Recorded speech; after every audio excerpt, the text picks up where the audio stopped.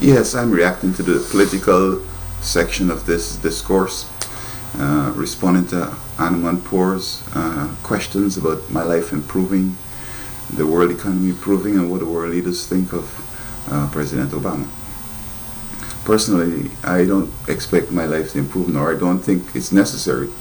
I have some ideas that I hope that could help improve the lives of others, and especially the economics. I think I have some input that could help move the world economy along.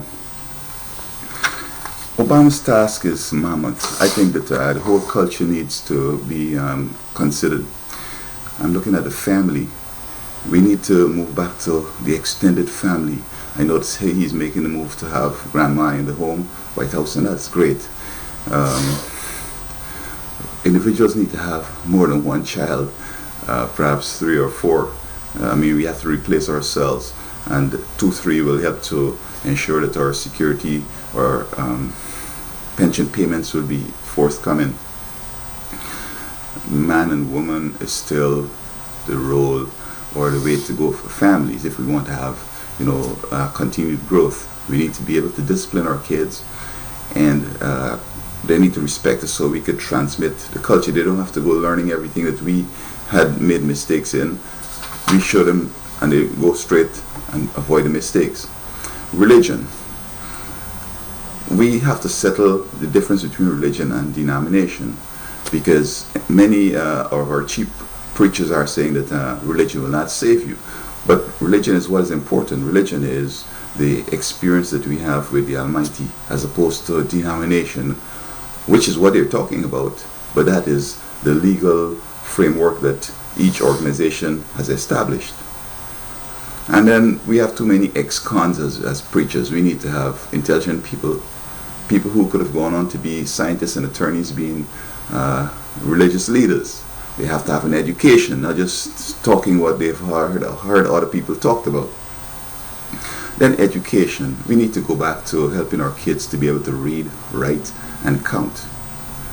Put the calculators away for advanced classes. They need to be able to know up to about 16 times tables by the time they're 11. It's important to give them that confidence and that skill so they can move on to do higher mathematics.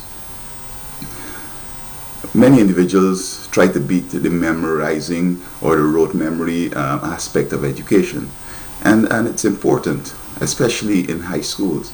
Now when you go on to tertiary education, then you need to get into higher activities like synthesis and evaluation and analysis, but in the early you have to have information, so you'll be able to base your higher projections and higher thought on the knowledge that you've acquired. You have to acquire some basic knowledge and you have to memorize it. I find that our education is among the best in the world, and why we are producing these mediocre people is that we have to change our philosophy. We have to memorize the information. We have to be able to read, write, and count.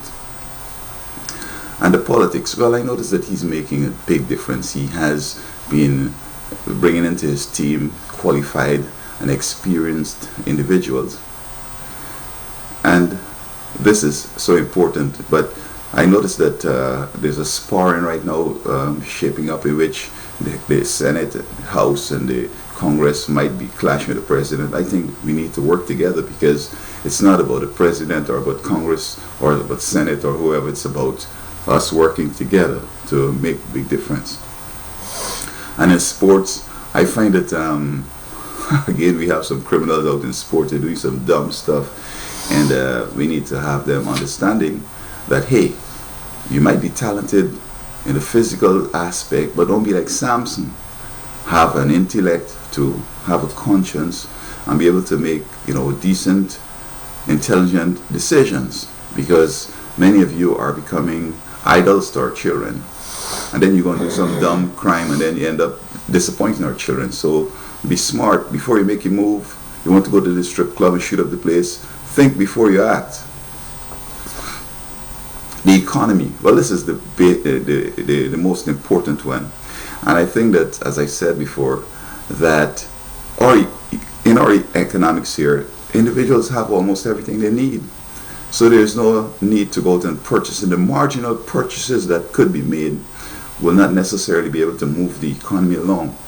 We have to look at other emerging markets, and the third world, those economies and those societies and cultures, they need everything: cars, computers, housing, furnishing. They need everything, but it's just they don't have the money. And we have to find a way so as to facilitate them acquiring demand so they could purchase or stuff. And I'm saying that perhaps if we set up this three-tiered arrangement in which they could operate on a barter basis amongst themselves and amongst the first world, getting cash in wherever it could, but more like amongst themselves, they exchanging, and then somewhere along the line, some may have more cash that they can move into with the second world or the first world and do part cash and barter, or go straight cash. In America, I think what's going to help the economic situation too is that we have to vertically integrate our processes again. Long ago, we planted, and right up to the finished product were done right here. But today, we just bring in things in from China, from India, and from Japan. We put in the store, it is sold, the money goes back to Japan, China, India. I mean, we've become now like just open package and sell. Let us bring a little bit of screwdriver in it. Perhaps we could go a little lower to get some manufacturing in, get some assembling in. But it would be ideally if we could do everything here. Now, it might be strategic to have certain aspects of the production sourced out, because some economies like Japan, perhaps, you may not get in except it's marked made in Japan. So you have to send it over there, disassemble or whatever, let them do some assembly or some aspect of the distribution chain or whatever, and then you probably will get in. But basically, we have to go back to where we are doing the whole thing. Raw materials in, manufacturing, primary, packaging, distribution, marketing, everything. We have to bring it back here. And in a way like this, then our purchases and our sales would come closer, and we could even have sometimes a balance of payment trade that is positive. I mean, if it continues to be negative, we can just get bankrupt. And finally, the wars that we're in. Now, I think that Afghanistan war is a dangerous war. Nobody has ever won it in the past or able to hold on to it. So I'm not sure if a surge is going to help. I think we need to, very quickly get out there, let the Taliban, whoever they want, to do whatever they want in Afghanistan. And I know that we are already move out of Iraq. So with these aspects here of war, the economy, sports, family, religion, education, and the politics, I think if we look into these areas and see how we could reform them, then we're on our way to creating the best system in the world, or ever in America. I think we have to go back somewhere like 1775, when America just started and individuals were interested in working hard. We need something like a Reformation. We need also a Renaissance. We need also an Industrial Revolution.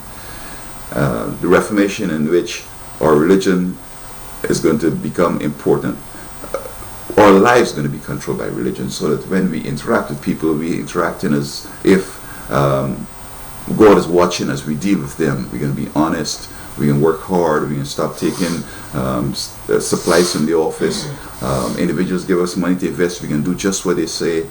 We can be able to require a reasonable return. The money can't double in 12 months. And then the Renaissance, we have to get back to the love of learning. And I noticed that our president is an avid learner, Ivy League scholar. And I think we need to pattern and look at him and see and try to go for excellence in education. And this is going to help us with innovations and the whole gamut of experiences that would improve our culture that's based on education. And finally, the Industrial Revolution. We need a new Industrial Revolution where we're going to manufacture things here. We start with the raw materials. If we could have them the raw materials from right here, like plant the corn, plant the wheat, make the bread and the pastries and sell it overseas or whatever. But we need an Industrial Revolution. We need to get back to the basics of vertically integrating or processes, where practical and where pragmatic, we're going to do some outsourcing so as to get into certain markets.